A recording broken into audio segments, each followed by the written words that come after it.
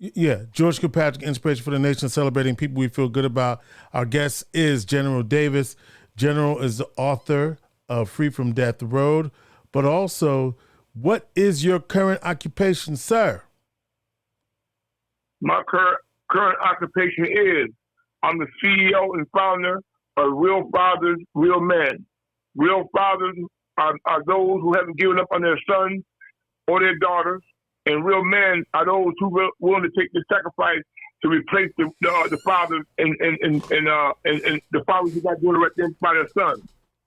So what we do, we go into communities, we give out information, we meet and talk with the kids one-on-one, see what they're doing, what they need from us and stuff like that. We go on trips, we take them to trips. We take them to hockey games, basketball games. We eat with them. We go out with them. All kinds of stuff we do with this to have that father image around them. We was in Danforth School several years ago, and the program was going good. All the young boys was in the program, man. We were doing good, taking them to basketball games, to SU. We was spending time with them. One of the boys even said to us one time, we went to Burger King. He said, "Hey, General, can we sit down and eat like a family?" Me and my partner looked at each other, and I said, "Why not?" And we sat down and ate with them kids like we were their real fathers, man. And they appreciated us. When they had a problem in school, the school would call us. As soon as they see the school calling us, they would get in attention. It got to the point where they ain't had to do that no more. All the kids that were messing up in school that we were working with and coming to school, they were changing. They were changing. They got a hearing, we'll come for the hearing. The parent can't come because they're working. The parent can't come because they don't have a vehicle to get there. So they'll sign off to give us the permission to go in to represent the child in the school hearing for whatever it may be. What I'm telling you, George, is that these kids, the absence of the father is the problem that we got in our community. And that's why we got the shootings, the killings, and all this stuff going on, because a mother is like too emotional. I ain't saying a mother can't do it, because my mother did it, but she tried, but even though I got off on the wrong track, but a mother needs help from the father. The firmness of the father is what the parent needs. That's what they need. Nothing else can change them. If we can correct the father and get the father back to get with their children, their kids, especially their sons, we see something change overnight. So, Jim Brown said, go ahead. No, you go ahead. Go ahead. What did Jim Brown say? Jim Brown told me personally, I got a call from Scratch I think it was on a Tuesday evening. "Hey, man, you better be down here tomorrow. Spike Lee and Jim Brown coming through." I said, "I'll be there." I rode down to Warren Street. I seen Jim Brown and Spike Lee going in the Scratch building. I got out and went in there, and I was lucky because they thought the people up there thought I was part of the entourage. And they all taking pictures and having a good time, everybody talking. I talked to Spike and I talked to Jim. The mayor, I think it was Mayor Driscoll then. Mayor Driscoll sat down and met with Walt Dixie, Jim Brown, Spike Lee, Mike Atkins, and a host of other community leaders about this gang problem we have. Kids losing their lives. Innocent children are being shot now, losing their lives. They shoot at people's houses. They shoot people's girlfriends, boyfriends. They don't care no more. These kids out of control because they're missing that love that a father only can give them. Only a father can give them that love. They can't find it nowhere else. But Jim Brown told me the secret to his success that he had in California. And that was get guys like yourself, General, who've been down that road like you have, but seen light at the end of the tunnel and came out of it. And now here you are magnifying yourself in the community. You're going to get guys just like yourself because they'll come and they'll talk to you. Preachers can't do it right now. Teachers can't do it right now. The parents can't even do it right now because the kids are lost. And they need to hear stories or examples of people who once lived like they lived. We lived that life. Author of Free from Death Road, author of Dead Boys Walking. 2 books I wrote because Coffee Quay, my writer, came to me when I came out of prison for possession of a pistol, and he told me, he said, "Hey, man, are you General Davis?" I said, that's a rumor. And he said, "There's a story in you. A story in you." I said, what do you mean? He said, man, when kids hear your story, they're living that life you're living, they'll change, man. You're giving them a choice to change. And I sat down with coffee, and he got those books done, and I've been talking to kids all the time. We got a certificate from the superintendent. What's the Spanish lady's name? Superintendent. You mean Sharon Contreras? Sharon Contreras gave me and my team a certificate at Lemoyne College. He gave out about 200 or 300 of them. Was up there. We had a dinner. They called us all up. I didn't even know it was coming. I didn't even see it coming. And they called us up there, and they said our work was phenomenal. We was in all the city school directory, the city school periodical they got. And they had us coming into the schools, talking to the kids, working with the kids. Watch this here. So General, I'm not going to doubt what you're saying about the importance of fathers in the lives of their children. Some might argue, I have to push back and say this, not push back, but some might argue, you said there's an absence of love. If a child has a loving parent and a loving community, which is what you're providing, isn't that the same thing? Because, but I'll say that because, I do need in these communities or these situations where fathers are absent for whatever reason, right? I do need them to realize that they're a father is someone who is present, not just because you can produce a baby. You understand what I'm saying? Anybody could be a father, or anybody could produce a child, but can you be a father, right? Or a sperm donor. Let me say it that way, right? There's two. I guess the reality is, now I'm talking myself out of what I was getting ready to say, but the reality is what I'm hearing you say is that there are too many sperm donors and not enough fathers who are active and participating in the lives. And so what you're saying, what I'm hearing you say is that because of that absence, that void for both boys and girls, because of that absence and that void, we're continuing to see violence in the community. But you attribute it to an absence of love. And I'm asking in this long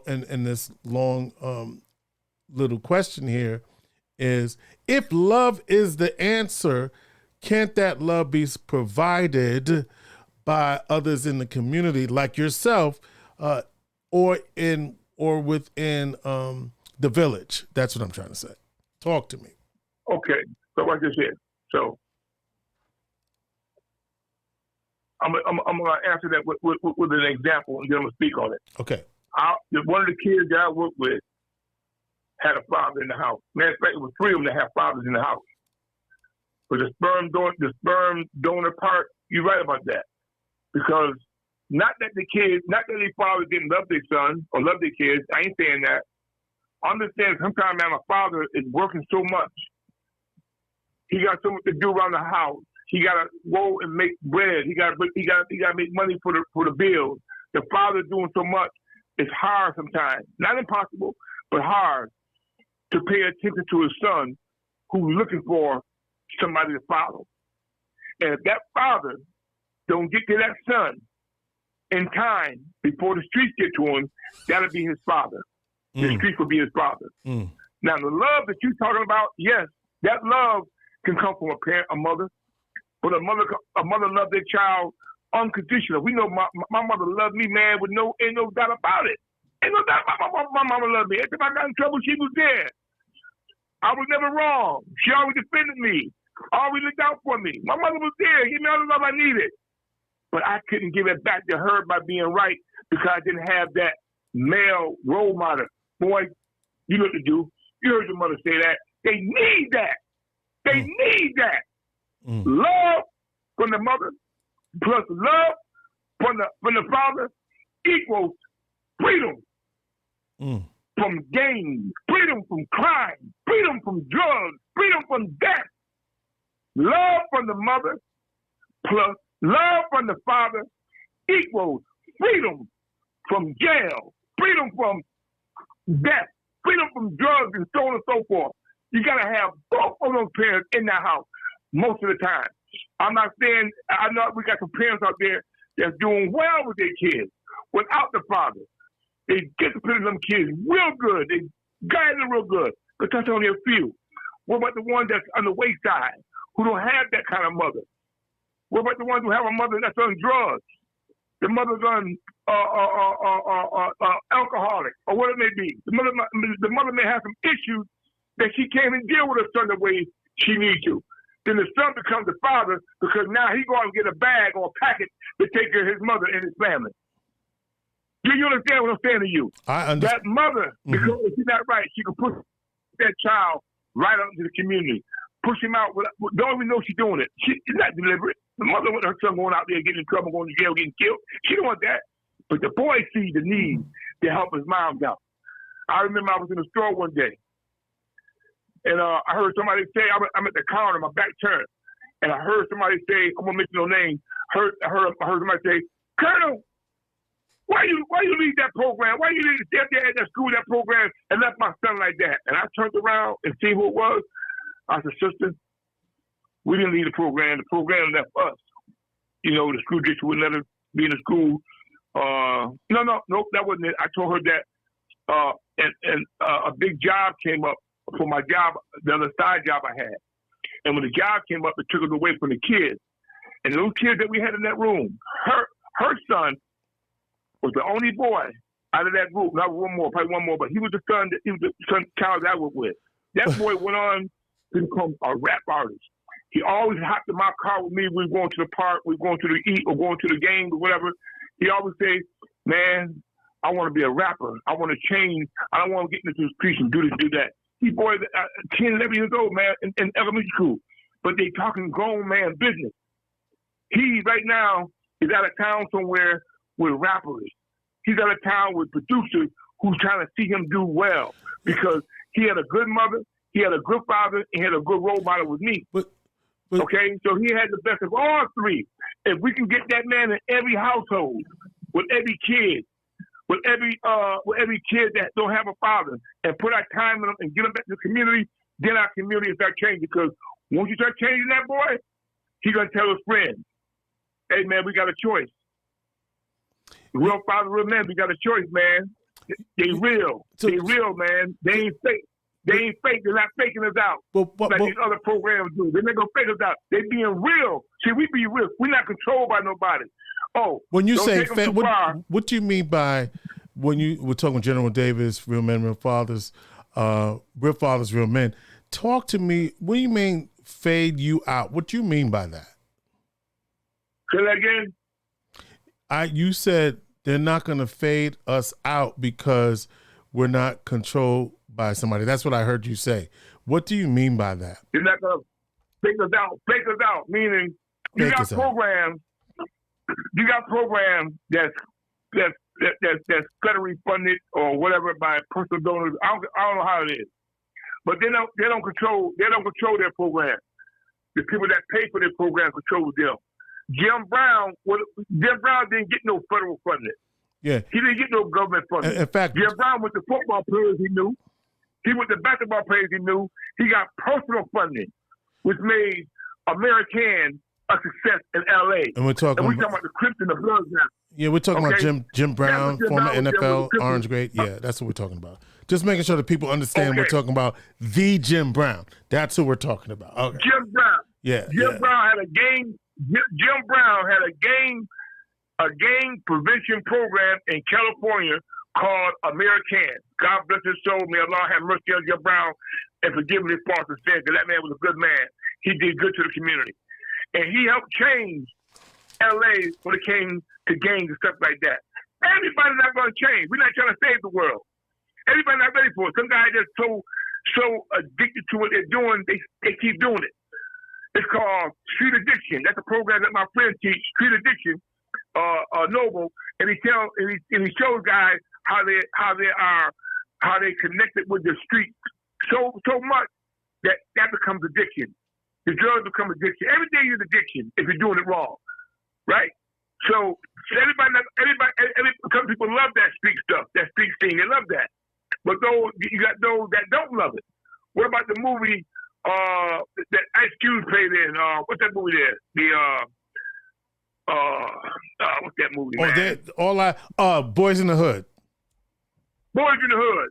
And remember that movie when his brother got killed, and they're riding to go find them other dude that killed his brother.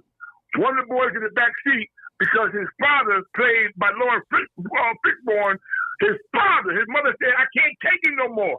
Come get him." Fishburne came and got his son, which was played Cuba Jr. Cuba came and got Cuba, and had Cuba going to school, doing the right thing, so on and so forth. Cuba felt the urge to go and help them brothers go find the dude that killed his brother. But when he thought about it, when he got there, he said, "Man, let me out." He said, "Man, let me out, man." And they pulled over. They let him out. He sat there. He felt bad about it. Ice Cube, at the end of the movie, if you remember, he walked across the street to tell his man, he said, "Man, I ain't got no brother no more." And Cuba said, "Man, I'm your brother." He couldn't believe that Ice Cube forgave him because he backed out of the crew. And I'm saying this to all you brothers out there. You got friends of yours that's in that gang thing with you. They don't want to be there. You know who it is. Let them go. Let them go, man. They're in the wrong place, man. Don't make them be in the wrong place at the wrong time. Let them go. Let them go. Let them out the car. Let them do what they got to do, man, to save themselves, because they might be able to come back and save you, too. You got to recognize. You got to do that. Recognize who is real and who's not real in the game. Not that they ain't real, they don't love you. They got love for them, but they got other aspirations they want to do. But you got to let them go. You got to let them go and let them know that if you let them go, you're not mad with them. I had the same situation, man, years ago when I was in the streets, man. I had a friend of mine that I know he wasn't about it. But I ain't tell him that. I didn't embarrass him. I didn't say, "Man, you saw." I ain't do none of that. He was my boy. We came up in the sandbox. I can't do that to him. But I knew he wasn't about it like I was. So I went around him on things that I knew he couldn't deal with. See, I recognize that. And you OGs that recognize that, let them boys go, man. Let us work with them. Real fathers, real men. We have a story. We have a system. We have a program for this. Isn't part of the issue, as it has been explained to me, General Davis, you were in the game. You understand this. You did time. You understand all of this. But part of what I'm hearing now is that with what we're seeing in the streets now, it's very young, right? And not only very young, but I want to say young and stupid. I'm gonna just say it that way, because this group is without, what do you call it? They don't give a darn. They don't give a damn, right? And so you have younger and younger people, 11, 12, 13. That's what I'm hearing. I could be wrong, but this is what I'm hearing. That are out here in these streets who are not able to be reasoned with. That's what I'm hearing. Is that true? Tell me what's really going on the street right now. You're 100% right. You got guys, man, that what we call, they in it to win it. They ain't coming out. You got guys that stuck to it just like that because they lost their brother, they lost a best friend, they lost someone, man, they really care about, and in their mind they think that vengeance is the answer. Vengeance. They think vengeance is the answer. Well, vengeance is the answer, and it's not. Can I? Go ahead. What you say, George? No, you said in their mind, vengeance is the answer. God, go ahead. Vengeance is mine, says the Lord. Vengeance, let God do the vengeance, man. Stop, you got one going to the cemetery, one going to the penitentiary, and you got the lawyers and the judges making more money on the backs of our kids. One going to the penitentiary and one going to the graveyard. We losing them by the twos. Ain't no wonder, but we lose them by the twos now. What do you mean by that? Losing them by the twos. What does that mean? Well, two. We're leaving two at a time. One dead. One. If I one day shot somebody, I kill him. He going to the graveyard, and I'm going to the penitentiary for life. Right. Here's what I heard. So I heard this recently, and tell me how we deal with this. This is what I heard. that, let's say you, General, you did your time and you came out and you are now ready to turn a new leaf. But there's a whole string of people and families that have been impacted. Great that you want to turn it around, but they're not forgiving you for the life you took or the harm you caused. And so the cycle continues. In other words, just like you said, the vengeance is so familial that it just continues in a cycle where you have people who can't even go on different sides of the town. How can we uplift ourselves as a community when we can't even go all over the community and be where we want to be because of some harm? I like that question. That's a good question. Now, I'm going to tell you with a story, and then I'm going to tell you just the knowledge. The knowledge is that these kids that want to turn around and go the right way. What I did when I was in the penitentiary for possession of a handgun, I made my mind up because my mind was clear. I made my mind up because my mind was finished with the past. I didn't want to go back to that lifestyle.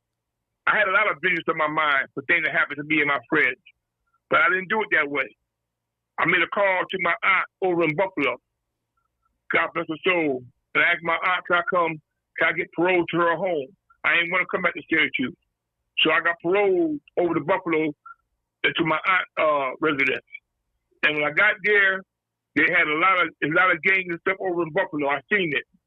So they had a big meeting at the Erie Community College over there. I attended it.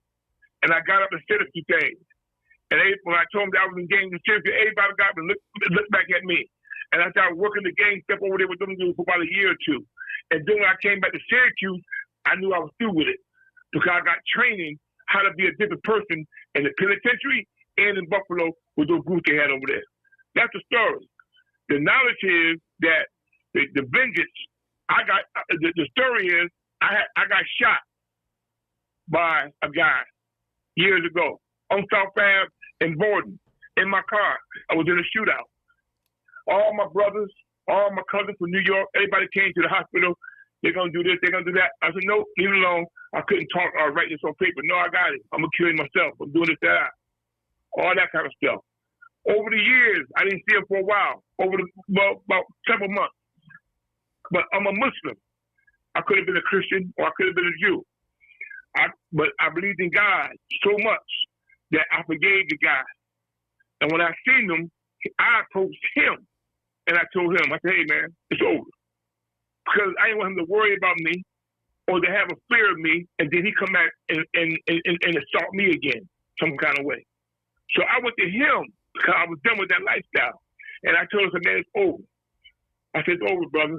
And he accepted that. Today, me and that guy is good friends. We're good friends because I made it possible. He didn't think it was possible because the norm is he's going to kill me. That's a norm. I made it possible because I'm not a part of the norm. I'm a part of the minority. I'm like Jesus, man. I'm like Jesus. I stand with the minority, even though the majority look like they right, but they was wrong.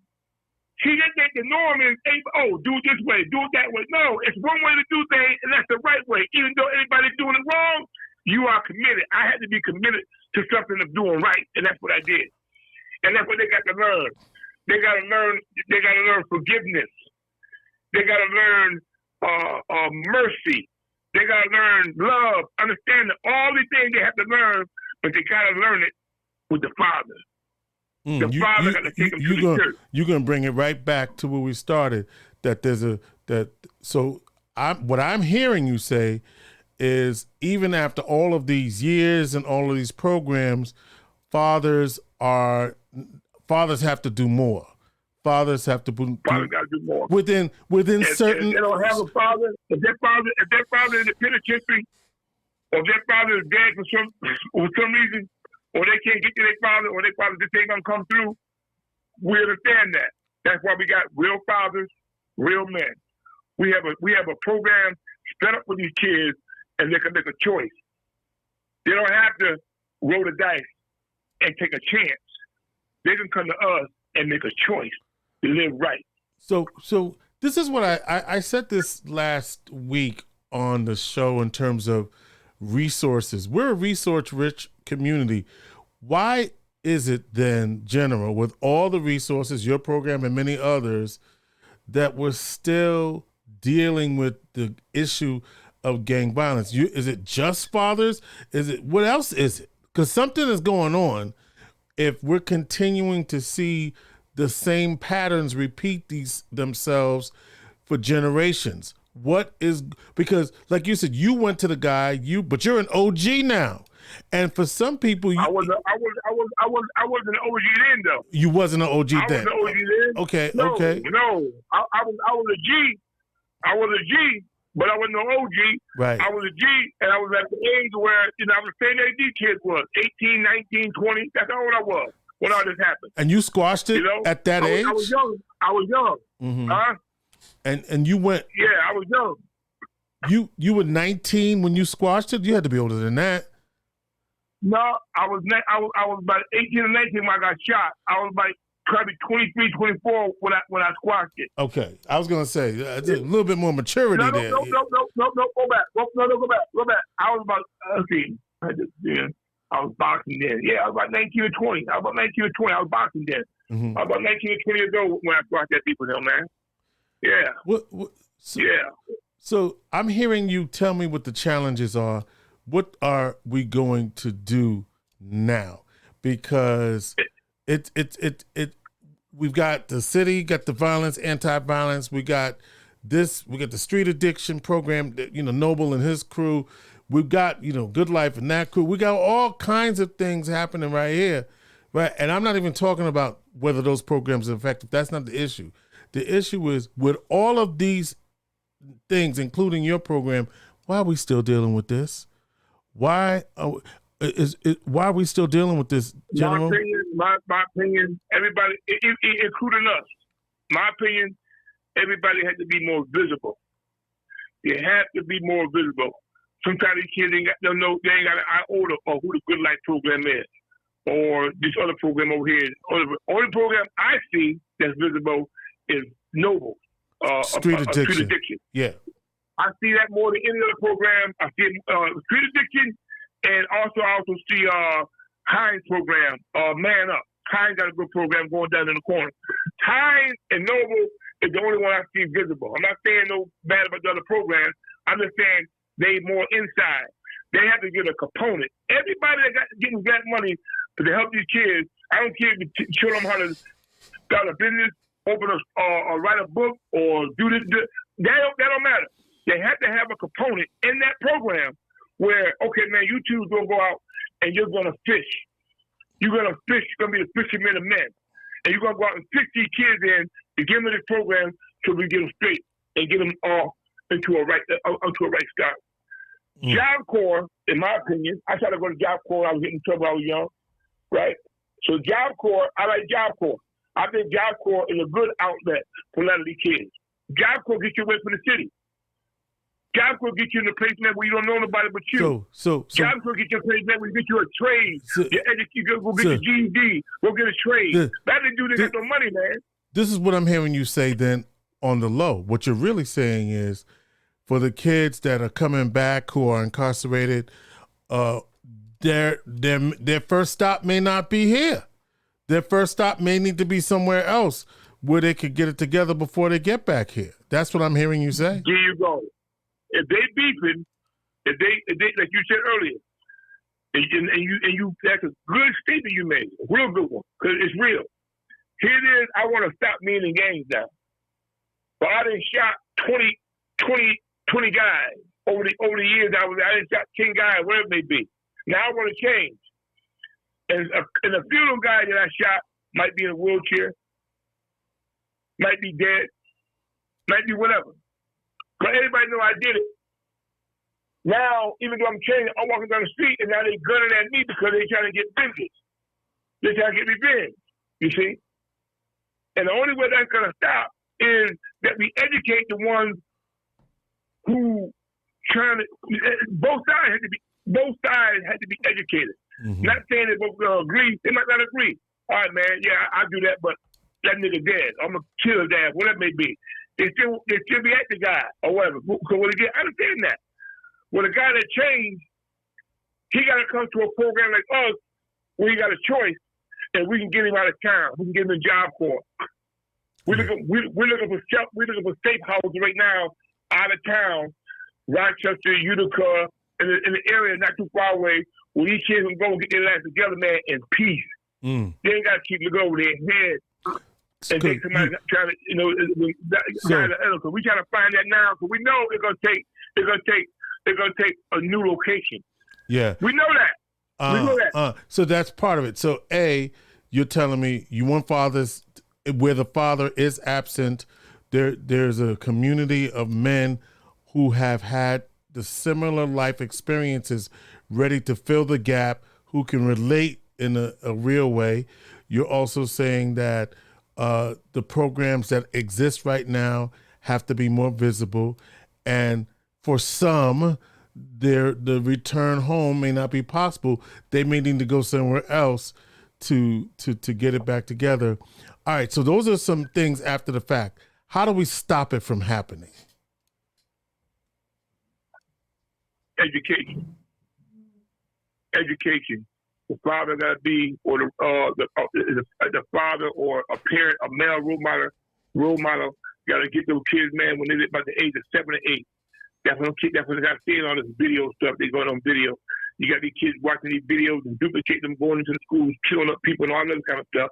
Get them off them damn videos. Them video games. Video game, man, is messing our kids up. They got a big lawsuit right now against the video game because the video game are making these kids think that they really in that game. So we gotta get them. We gotta get them early. We gotta start them early. The father, mother, if you're listening, get your son to a program that you feel comfortable with. Get your your son to a program like ours, Real Father, Real Men. So we start working with your kids and getting them out of that situation so they don't have to never visit a prison or a bullet. They ain't got to never do that because we're working with them. If they don't have a father in the house, then we will assign them a father from our group. We got fathers who don't have kids in our group, in our group, who can mentor the boys. Or even I got kids, and I'm still ready to mentor other kids, other mothers' kids. They need a male role model to guide them and to direct them which way to go. When the mother say going out, boy, get yourself together, and he don't do that, she got to know to pick that phone up and call me. General George, they went back over there in that corner again. Miss Davis, I got him, and I put up on George. George, what's going on? Come on, man, get to call me when I was talking to you. And I drive him away. Go get him to eat, ask him what's going on. And if you keep doing that consistently, then they'll be shamed. They'll feel ashamed to go stand in the corner again, knowing that they ain't supposed to be there. All right, so and then that conscience will start telling them, I gotta do the right thing, man, or George or Colonel gonna cut me off. Real Father gonna cut me off. They don't want that. They want that when they get that love we give them, they want to keep that love we give them. So the love is real. The love is real we giving them. So you're not are you operating the program in any district or any organized, or is it just how are you doing it? We're doing it. We're working. I don't think their name going to be exposed. Name, but we're working with other bigger programs who we're under, who's helping us to get our word out and get our experience out with these kids. You can't name the program? I don't know if they want to be named. I don't know if they want to be named so right now. All right, so what you're telling me, all right, respect. So you're part of a larger initiative and people, but how? No, a larger initiative of what we're doing. I work with many programs. I work with Man Up. Okay. I work with Noble in a Street Edition. I work with many programs. Right. I do work with the South Community Center. I work with many programs, but what I'm saying to you is that we have the resources to get the help that these kids need, we just need the body. We need the parents to call us to get the body. All right. Here's what I want you to know. What do people do if they want to reach out to your group? What do they do? 315-876-4577. Let me tell you something. We have a youth information sheet. We have a parent contact sheet, and the parent contact sheet. What we have on there is that if the child, this is for the school district. If the child gets in trouble in school, and the parent can't make it because they work, or because they're sick, or because whatever reason may be, real father, real man, aka dads on duty, will come into the school and be at that hearing, and the hearing officer would know that we connected with that child like that. They'll do the hearing for the child. We won't make no decision when they give us, we want to suspend them. We can't sign off on that. We got to get back to the parent at the parent what they think, and talk to the kid by themselves what they think they want to do, and then we move forward. So we'll be there when the mother can't be there. If there's no father in the house, they call us. We go to the school. We go to their classes. All right. We go to the gym, to the boxing gym, or to wherever they may be at. We take them to the football game. We do all that with them. We play that role as the father. And man, it's real, man. When you see these kids, man, you see tears in their eyes, George. These kids are hurting. They paying for help. They paying for help, and they tired of. And I'm gonna tell you what the kids tired of. They tired of people faking them out. Oh, we're gonna help you, and then let them go by the wayside. They get all about it. We're gonna help you. Never call them back. We ain't doing none of that. And we despise and will expose those who do that. Don't do like they know with these programs. They playing games with these kids. No, we're gonna step to them and let them know, hey man, we're gonna expose you that you do not do the right thing. You say you're gonna help these kids, help them. Don't say one thing to them, man. Do nothing. You don't say nothing to them at all. Because the kids are tired of being played. They're being played. Oh, I'm going to help you, man. I'm going to get you back to school. I'm going to get you a job. I'm going to do this. They don't do it. They don't do it. And then they give up on everything. Now they want to come to no program because everybody gave up on them. Or they pay them. They use them. Whatever it may be. We don't do that. What fathers do? We real. That's why it's real fathers, real men, because we real. 315-876-4577.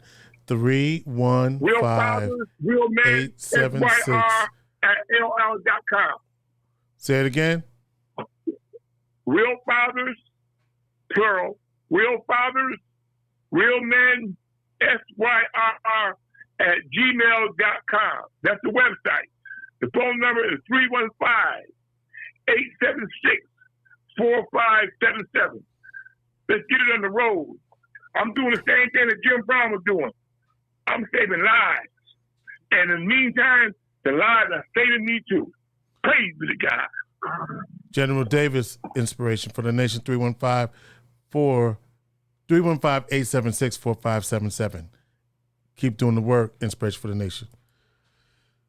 Thank you, George. I love you, man. I'll see you soon. Love you back.